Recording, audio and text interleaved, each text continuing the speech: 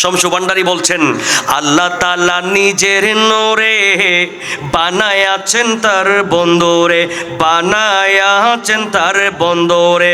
যেন সে নবীজির আশিকেরা, সে নবীজির আশিকেরা আল্লাহর আমানত।